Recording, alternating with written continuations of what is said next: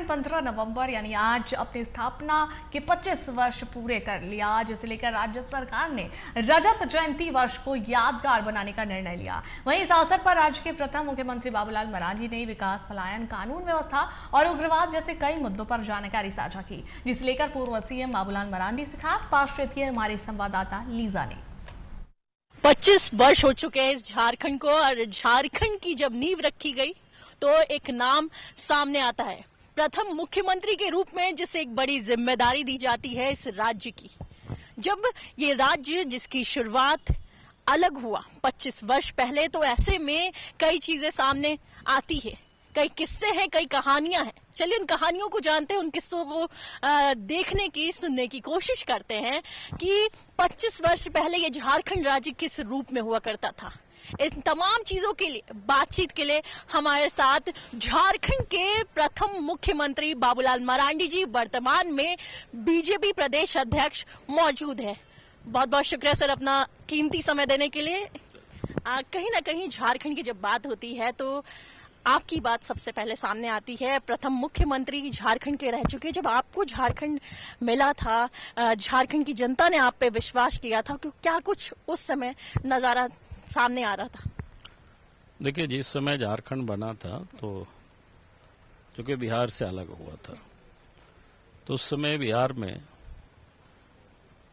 शहरी क्षेत्रों में जहां पर कह सकते हैं अपराधियों और गुंडों का राज था, यानी समानांतर सरकार चल रही थी, और जंगल में माओवादी जो एक्सट्रीमिस्ट थे, उग्रवादी थे, उनकी समानांतर सरकार चलती थी। यानी यहाँ से आप चतरा, पलामू, शाम को गाड़ियां नहीं जाती थी। गांव में भी लोग अपना खेती बाड़ी छोड़ करके शहर की ओर लोग पलायन कर गए थे। यानी एक प्रकार से पूरे राज्य में भयावह स्थिति थी उस समय। विकास की स्थिति ऐसी थी कि गांव तक आने जाने का कोई सड़क भी नहीं था, नदी नाला में पुल पुलिया भी नहीं थे। यानी हम कह सकते हैं बिजली तो गांव के लोगों ने देखा भी नहीं था। तो ये हालत थी जब जिस वक्त झारखंड बना था, और निश्चित रूप से झारखंड बनने के बाद अब इन सारे हालतों में काफी आपको परिवर्तन दिखाई पड़ेगा। आपके कांधे पे जब जिम्मेदारियों को रखा गया, कई बड़ी जिम्मेदारियां थी। आपने जिस तरीके से बताया कि लोग परेशान थे, रात के समय बाहर निकलना एक गुंडई राज दिखाई पड़ता था, तो सबसे पहले जहन में क्या आया था उस समय जब आपको मुख्यमंत्री के रूप में देखा गया, आप मुख्यमंत्री बने? इस राज्य के लिए क्या कुछ सोचा था? वो विजन क्या था? वो तमाम चीजें क्या दिखाई पड़ रही? देखिए, दिखाई पड़ी कि हम तो साफ साफ लोगों को मैं बार बार कहता हूँ, या मेरा अपना मानना भी है कि भाई कोई भी सरकार होती है, राज्य की हो, केंद्र की हो, तो पहला ड्यूटी है कि भाई आम लोगों को सुरक्षा प्रदान करना। आम लोग, आम जनता अपने आप को सुरक्षित महसूस करे, इस प्रकार के वातावरण का निर्माण करना। और मैं कह सकता हूं कि राज्य बनने के बाद उस दिशा में जो हम इस राज्य में जो काम किए थे, उग्रवादियों को खदेड़ना, अपराधियों की गिरफ्तारी करना, कार्रवाई करना, और आम लोगों में एक प्रकार से फिर से विश्वास पैदा हुआ था। डोमिसाइल की अगर बात की जाए, आपके समय डोमिसाइल नीति को लेकर के आपने कार्य करने की कोशिश की, और उसके बाद एक बड़ा आंदोलन दिखाई पड़ता है। लोग आक्रोशित होकर के जब सड़कों पे उतर आए थे, तब आपको क्या लगा, और उस समय किस तरीके से सिचुएशन को हैंडल किया? नहीं, सिचुएशन कुछ भी नहीं था। हमने कहा कि आंदोलन तो किसी को लेकर के भी लोग करता है। जैसे आजकल आप देखते हैं ना, भारत सरकार का एक कानून बनाती है जनता के हित में। पिछले दिनों आपने देखा कि CIA को लेकर के बनाए कानून क्या था भाई? जो बांग्लादेश में, पाकिस्तान में, अफगानिस्तान में जो भी गैर मुस्लिम है, वहां पर हिंदू है, सिख है, बौद्ध है, जैन है, वो अगर भारतवर्ष आए हुए हैं, यहाँ रह रहे हैं, तो उनको हम नागरिकता देंगे। लेकिन जुलूस कौन कर रहा था? कुछ नेता लोग जबरदस्ती कहने में CIA हो गया, अब मुसलमानों को यहाँ से भगाया जाएगा। तो उसी प्रकार से उस समय स्थानीयता को लेकर के, डोमिसाइल को लेकर के लोगों ने अनावश्यक रूप से हंगामा खड़ा किया। हमने कुछ किया भी नहीं था, क्योंकि बिहार सरकार ने 1982 में जो कानून बनाया था स्थानीय लोगों के लिए, यानी स्थानीय को पहचान के लिए, चिन्हित के लिए, 1982 में जब जगन्नाथ मिश्रा वहां मुख्यमंत्री हुआ करते थे, तो झारखंड बनने के बाद उसी नियमों को हमने अडॉप्ट किया। हमने कोई नया कुछ नहीं बनाया, लेकिन हंगामा होना था, हो गया। और लोगों को समझाते समझाते सड़क पर लोग मारपीट करने लगे। तो होता है इस प्रकार की कई, जैसे अभी हमने आपको बताया ना कि कानून लोग पढ़ता नहीं है, देखता नहीं है क्या नहीं है, लेकिन हंगामा कर झारखंड के कई मुद्दे हैं, अहम मुद्दे, जिसे लेकर के राज्य अलग हुआ और उससे आप भी कहीं ना कहीं जुड़ाव रखते हैं। सीएनटी हो गया, एसपीटी हो गया, जो कानून हो गए, इन कानूनों को लेकर के कई चीजें सामने आती है। आज भी कहीं ना कहीं झारखंड जूझ रहा है, ये बात कहना बिल्कुल लाजमी है कि झारखंड जूझ रहा है और यहाँ जो हालात हैं वो कई चीजों को बयां करते हैं। मैं कहूंगा कि झारखंड जूझ नहीं रहा है। नेताओं के नहीं अंदर जो विजन होना चाहिए काम करने की, मुझे लगता है उसकी कमी है। भाई झारखंड तो पहले जहां था आज भी वहीं है। आपने जिस तरीके से कहा कि नेताओं के मन में विजन होना चाहिए, तो विजन नहीं क्लियर है, इसलिए झारखंड जूझ रहा है कहीं ना कहीं। नहीं, मैं इस कारण से डेवलपमेंट का काम नहीं दिख रहा है, और बस कुछ नहीं है। अगर हाँ, जिस दिन सरकार तय कर ले, अगर आज तय कर रही नहीं कि भाई इतना सड़क बनना चाहिए, बन रहा है कि नहीं बन रहा है। सरकार तय करती है रेलवे लाइन बनना चाहिए, बन रहा है कि बन रहा है। सरकार ने तय किया कि फ्लाईओवर बनना चाहिए, बन गया कि नहीं बन गया। तो सरकार जब तय करेगी कि हमें ये काम करना है, उद्योग लगवानी है, पूंजी निवेश करानी है, तो वो भी हो जाएगा। तो सरकार तय करेगी कि भाई हमको अस्पताल बनानी है, अच्छे अस्पताल बनाना है, तो वो भी बन जाएगी।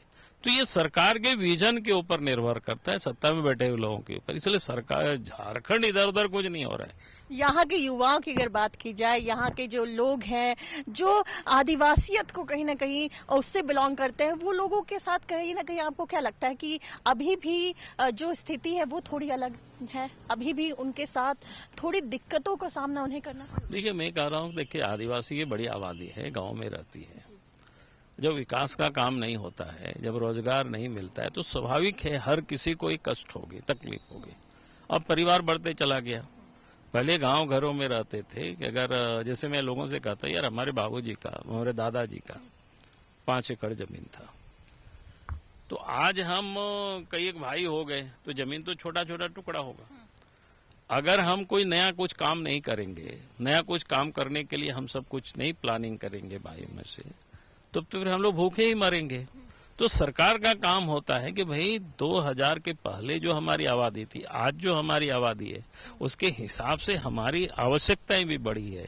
उस हिसाब से हम सबको विचार करना कि भाई कैसे हम इतनी लोगों को रोजगार दे सकते हैं, किन किन क्षेत्रों में हम लोगों को काम में लगा सकते हैं, प्रोडक्शन एक्टिविटी में लगा सकते हैं। जो सरकार का काम है ये, अगर ये काम सरकार नहीं कर रही है तो स्वाभाविक रूप से लोग परेशान है। आज पलायन भी कहीं ना कहीं देखा जाए तो ये भी होता हुआ दिखाई पड़ता है। यहाँ के जो लोग हैं अन्य राज्यों में जाते हैं, वहाँ उन्हें शोषित भी किया जाता है और वहाँ से कई चीजें सामने आती है।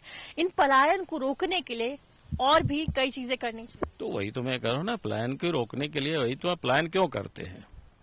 रोजगार से कहीं पालने के लिए करते हैं कि पेट पालने के लिए कहीं ना कहीं तो जाना पड़ेगा, कहीं ना कहीं जाके काम करना पड़ेगा, यहाँ नहीं मिल रहा है तो अगर लोगों को रोजगार यहीं मिल जाए तो फिर बाहर क्यों पलायन करेंगे?